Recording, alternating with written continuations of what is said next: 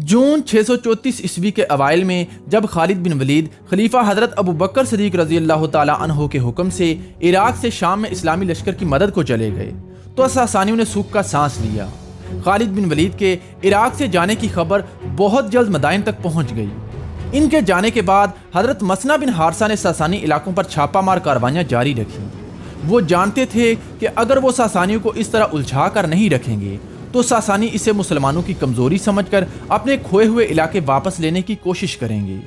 دوسری جانب ساسانی بھی یہ محسوس کر رہے تھے کہ ہم خالد بن ولید کے بغیر مسلمانوں کو آسانی کے ساتھ شکست دے کر اپنی سرزمین سے نکال سکتے ہیں۔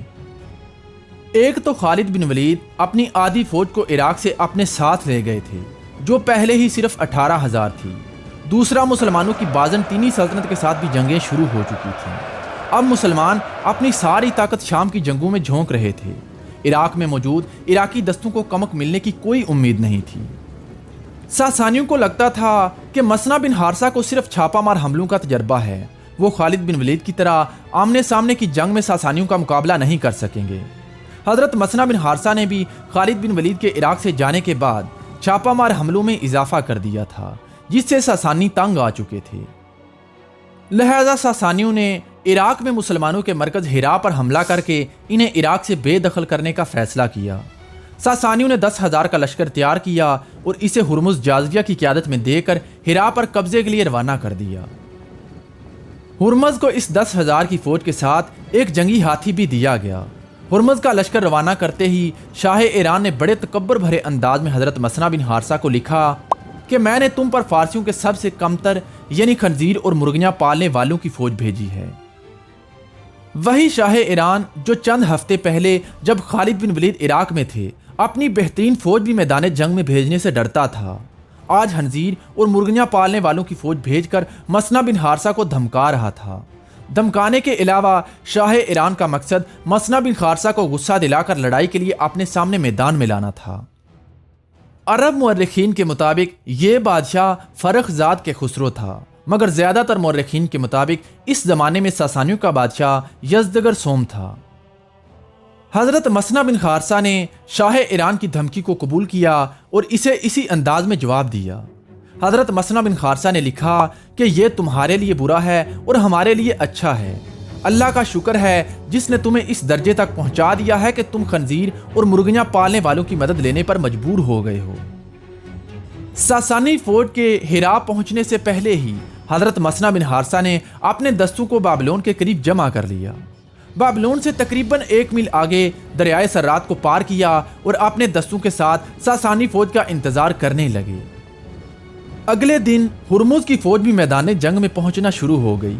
حضرت مسنا بن حارثہ کے پاس 8,000 جبکہ ہرمز کے پاس 10,000 کی فوج تھی۔ پہلی لڑائیوں کی نسبت اس مرتبہ تقریباً برابری کا مقابلہ تھا۔ ہرمز نے آتے ہی اپنی فوج کو صف آرا کیا اور جنگی ہاتھی کو اگلی صفوں کے درمیان میں رکھا۔ اس کے بعد دونوں لشکر آپس میں ٹکرا گئے۔ تاریخ میں اس جنگ کی زیادہ تفصیل نہیں ملتی، لیکن مورخین نے لکھا ہے کہ یہ خون ریز جنگ تھی۔ ساسانیوں کے جنگی ہاتھی نے مسلمانوں کو خاصا جانی نقصان پہنچایا۔ ہاتھی کی وجہ سے مسلمان گھڑسوار بھی اپنے انداز سے نہیں لڑ پا رہے تھے، کیونکہ ان کے گھوڑے ہاتھی سے ڈر کر بے قابو ہو جاتے تھے۔ آخر کار مسلمانوں نے تیروں اور برچھیوں سے حملہ کر کے اس ہاتھی کو اندھا کر دیا۔ ہاتھی بے قابو ہو کر ساسانی صفوں کو رونتا ہوا پیچھے کی طرف بھاگا، جس نے ساسانی فوج کو جانی نقصان پہنچانے کے علاوہ ان کی ترتیب بھی دھرم بھرم کر دی۔ جیسے ہی حضرت مسنا بن حارثہ نے حملوں میں شدت پیدا کی، ساسانی فوج میدان جنگ سے نکل کر مدائن کی طرف بھاگنا شروع ہو گئی اور دیکھتے ہی دیکھتے میدان خالی ہو گیا۔ حضرت مسنا بن حارثہ کے گھڑسوار دستوں نے بھاگتے ہوئے ساسانی سپاہیوں کا مدائن تک پیچھا کیا اور بہت سے ساسانیوں کو قتل کیا اور کچھ کو قیدی بنا لیا۔ حضرت خالد بن ولید کے عراق سے جانے کے بعد ساسانیوں کی حضرت مسنا بن حارثہ کے ساتھ یہ پہلی جنگ تھی۔ اب ساسانیوں کو معلوم ہو چکا تھا کہ مسنا بن حارثہ کو ہرانا اتنا بھی آسان کام نہیں ہے۔ دوسری جانب حضرت مسنا بن حارثہ بھی یہ جانتے تھے کہ ساسانی اب بڑی فوج کے ساتھ حملہ کریں گے، جن کا مقابلہ اس تھوڑی سی فوج کے ساتھ نہیں کیا جا سکتا۔ لہٰذا انہوں نے مدینہ سے مدد لینے کا فیصلہ کیا اور اگست 634 عیسوی میں وہ مدینہ کی طرف روانہ ہوئے۔ جب وہ مدینہ پہنچے تو دیکھا کہ خلیفہ حضرت ابو بکر صدیق رضی اللہ تعالی عنہ بستر مرگ پر ہیں۔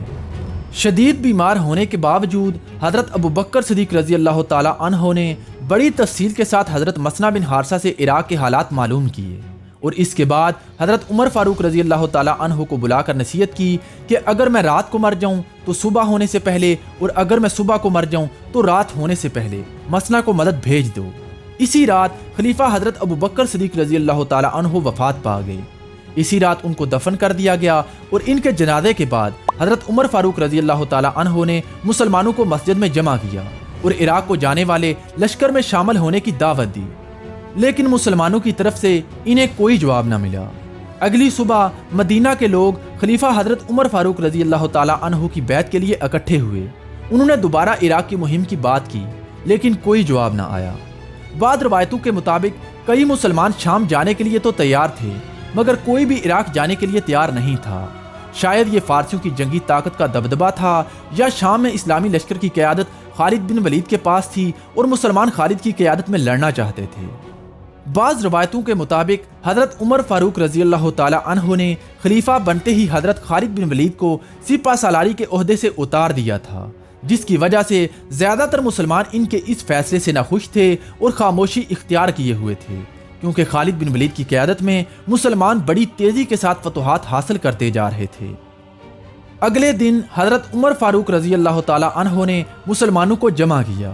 اس مرتبہ حضرت مسنہ بن حارثہ آگے آئے اور بلند آواز سے مسلمانوں کو عراق کی گزشتہ فتوحات کے بارے میں بتایا، اور کہا کہ خالد بن ولید کے چلے جانے کے بعد ساسانی ہم پر حملہ کرنے کی تیاری کر رہے ہیں۔ اگر حالات اسی طرح چلتے رہے تو وہ تمام علاقے جو مسلمانوں نے بڑی قربانیاں دے کر فتح کیے تھے ہمارے ہاتھوں سے نکل جائیں گے،